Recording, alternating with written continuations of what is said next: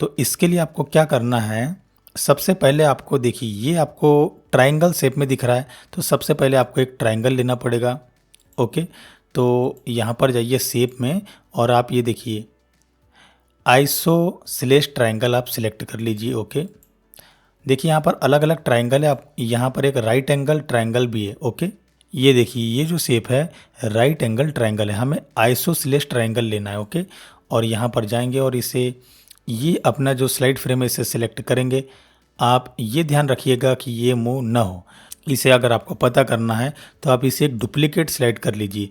अगर आपका ये स्लाइड फ्रेम मूव होता भी है, देखिए जैसे ये यहाँ मूव हो गया, ये तो आपको पता चल जाएगा क्योंकि ये बाहर आ चुका है। लेकिन मान लीजिए कि ये थोड़ा भी अगर अपने एरिया से अगर ये डिस्प्लेस हुआ, ओके, तो ये ओरिजिनल आपको बता देगा कि देखिए वो आपका डिस्प्लेस हो चुका है। वो कैसे पता चलेगा, स्लाइड शो मोड में जाना है, ये ओरिजिनल है और आप स्लाइड चेंज कीजिए तो ये देखिए आपका ये जो है ये देखिए डिस्प्लेस होते हुए दिखा रहा है, तो ये ओरिजिनल है, ये डिस्प्लेस हो चुका है। तो ये एक फ़ायदा है, तो इसे हम डिलीट कर लेते हैं क्योंकि देखिए एक स्लाइड फ्रेम हमारे पास पहले से ही है।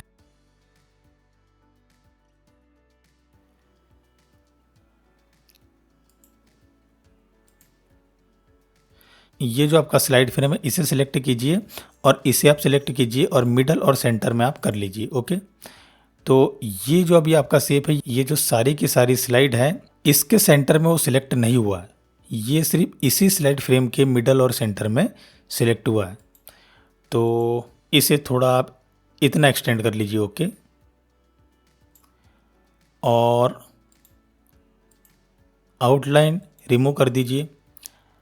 अब आपको एक आउल शेप लेना है, तो इंसर्ट में जाइए और ये जो सर्कल है इसे आउल कहते हैं, तो आप सर्कल ले लीजिए यहाँ पर, या आउल ले लीजिए, एक ही बात है। और कलर आप थोड़ा चेंज कर लीजिएगा, स्टार्टिंग फेस में आपको चेंज कर लेना है और आप इसे क्या करेंगे, ट्रांसपेरेंट कर देंगे। ट्रांसपेरेंट करने के लिए आप देखिए ये एक शेप है और अब आपको अगर इसे ट्रांसपेरेंट करना है तो आपको शेप्स के फीचर्स में आपको जाने पड़ेंगे। तो ये आपका शेप फॉर्मेट सिलेक्ट रहा और ये आपके शेप वाले सारे ऑप्शन रहे। अगर आपको और भी एडवांस ऑप्शन चाहिए तो आपको यहाँ पर क्लिक करना पड़ेगा। तो ये जो शेप फॉर्मेट है ये आपका एक्सटेंडेड ऑप्शंस के साथ में स्टार्ट हो जाएगा। अब चूंकि ये शेप है और हमें इसे ट्रांसपेरेंट देना है, तो ये देखिए ये शेप ऑप्शन में गए, टेक्स्ट ऑप्शन में नहीं, शेप ऑप्शन में ही जाना है। और यहाँ पर आप नीचे, तो ये देखिए ये आपके पास में ट्रांसपेरेंसी का ऑप्शन रहा और आप इसे ट्रांसपेरेंट कर लेंगे ताकि आपको पीछे का भी शेप दिखाई दे। जूम कर लेंगे।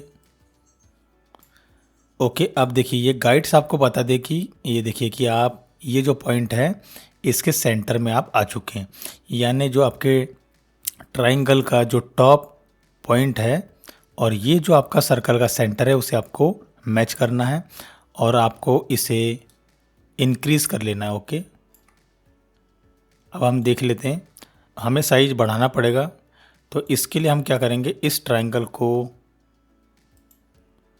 लगभग इतना कर लेते हैं। ओके, और इसे आप इंक्रीज़ कर दीजिए और ये देखिए आपका ये सेट हो चुका है सेंटर में।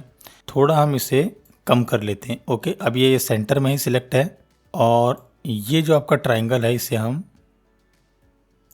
एक्सटेंड कर लेते हैं। और अब आपको देखिए, आपको अगर सेंटर में सिलेक्ट करना है तो आपको इसे स्ट्रेट ले जाना पड़ेगा और इसके लिए आप शिफ्ट प्रेस कीजिएगा। ओके, ये आपको समझ में आ गया। और इसकी एक कॉपी ले लेते हैं और इसे बॉटम में सिलेक्ट कर लेते हैं और बॉटम में यहाँ पर।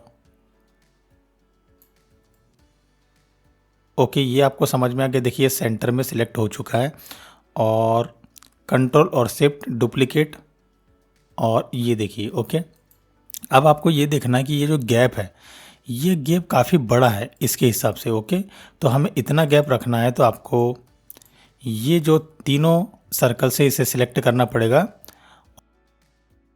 देखिए अगर आप इतना गैप रखना चाहते हैं, इतना रखना चाहते हैं तो ये ठीक है। ओके, इतना। ये जो आपका कंटेंट है ये आपके स्लाइड फ्रेम के एरिया से बाहर नहीं जाना चाहिए। ओके, स्लाइड फ्रेम के अंदर पिक्सल परफेक्ट ये सेट होना चाहिए और आपको इसे इतना छोटा नहीं रखना है कि ये स्लाइड फ्रेम के एरिया से छोटा हो जाए, और इतना बड़ा भी नहीं रखना है कि स्लाइड फ्रेम के एरिया के बाहर चले जाए। नो मोर प्लेटफॉर्म का स्टैंडर्ड ये है कि आपको पूरा का पूरा स्लाइड फ्रेम कवर करना है, और स्लाइड फ्रेम से वो छोटा नहीं होना चाहिए और स्लाइड फ्रेम के एरिया के बाहर भी नहीं जाना चाहिए। ओके, मैक्सिमम स्लाइड फ्रेम का एरिया वो कवर करना चाहिए। तो अभी हम क्या करेंगे, इसे सिलेक्ट कर लेंगे, इसे ग्रुप कर लेते हैं और इसे हम डिक्रीज़ कर लेंगे इतना। आपका जो कंटेंट है वो स्लाइड फ्रेम से छोटा नहीं होना चाहिए। अगर इसे आप देखेंगे तो ये स्लाइड फ्रेम से छोटा है, तो हमें क्या करना है, इसे स्लाइड फ्रेम के साइज का कर लेना है और स्लाइड फ्रेम में इसे पिक्सल परफेक्ट सेट करना है। ओके, तो इसके लिए हम क्या करेंगे, सबसे पहले तो देखिए आप इसे मिडल और सेंटर में सिलेक्ट कर लीजिएगा। तो ये देखिए मिडल और ये सेंटर। ओके, अब आप इसे लगभग स्लाइड फ्रेम तक एक्सटेंड कीजिए, और अगर आपको पता करना है कि ये पिक्सल परफेक्ट सेट है या नहीं, तो इसका तरीका है कि आपको फुल जूम इन करना पड़ेगा। यहाँ पर क्लिक कीजिए और फुल जूम इन कीजिएगा।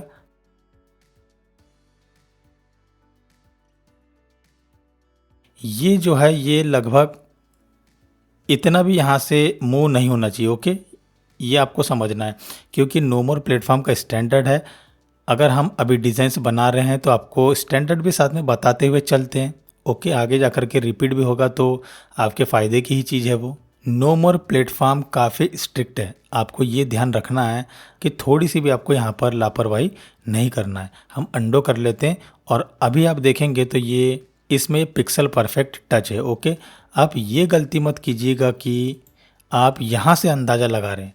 ओके, क्योंकि यहाँ के अंदाजे कई बार फेल हो जाते हैं। जैसे अभी हम आपको दिखाते हैं, वो एक्चुअली गाइड्स है, गाइड्स ने हमें यहाँ पर बता दिया, वरना यहाँ पर काफ़ी कन्फ्यूजन हो जाता है। जैसे अभी देखिए ये जो गाइड्स है, ये देखिए, ये कभी कभी क्या होता है कि हमें यहाँ से, जब हम अपने नॉर्मल मोड में होते तो हमें यहाँ से ज़रूर लगता है कि ये जो हमारा स्ट्रक्चर है ये स्लाइड फ्रेम में पिक्सल परफेक्ट सेट हो गया है, लेकिन ऐसा होता नहीं है।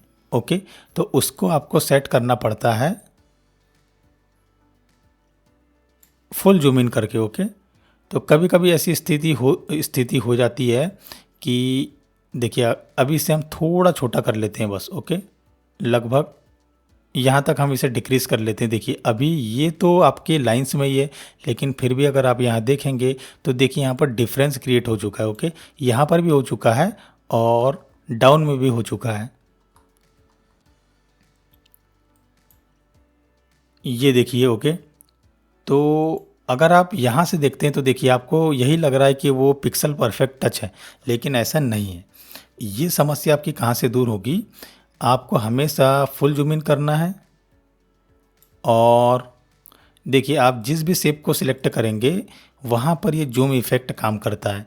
जैसे मान लीजिए कि आप यहाँ पर जूम करना चाहते हैं, तो चूँकि ये ग्रुप है तो सबसे पहले तो ग्रुप ही सिलेक्ट होगा, और उसके बाद में आप एक बार और यहाँ पर क्लिक कीजिए और फिर आप जूम कीजिए तो आपका वही पार्ट यहाँ पर जूम होगा। ओके, तो अब हमें क्या कर लेना है, इसे अंडो कर लेना है। तो ये अपने प्लेस होल्डर्स पर आ चुका है। ओके, और इतना ही स्पेस हमें रखना है, तो अब ये ठीक है। अब हम इसे अनग्रुप कर लेंगे, और ये जो आपका शेप है, ओके, ये जो आपका शेप है इसे हम नो फिल कर देंगे। आउटलाइन हम यहाँ पर रखेंगे। ओके, क्योंकि इस आउटलाइन का हमें काम पड़ने वाला है। अब हम क्या करेंगे कि एक और शेप यहाँ से लेंगे, ये आपका जो रेक्टेंगल रहा। ओके, और रेक्टेंगल को लगभग हम इतना ले लेंगे, थोड़ा बड़ा कर लेते हैं। इसकी आउटलाइन आप निकाल दीजिएगा, थोड़ा ट्रांसपेरेंट कर दीजिए यहाँ पर, और इसे आप यहाँ ले आइए। ओके, और इसे आप थोड़ा रोटेट करेंगे, और अब आप जूम का फीचर इस्तेमाल करें, क्योंकि आप जूम का फीचर इस्तेमाल करेंगे तो आपको सारी चीज़ें काफ़ी अच्छे से दिखेगी। ओके,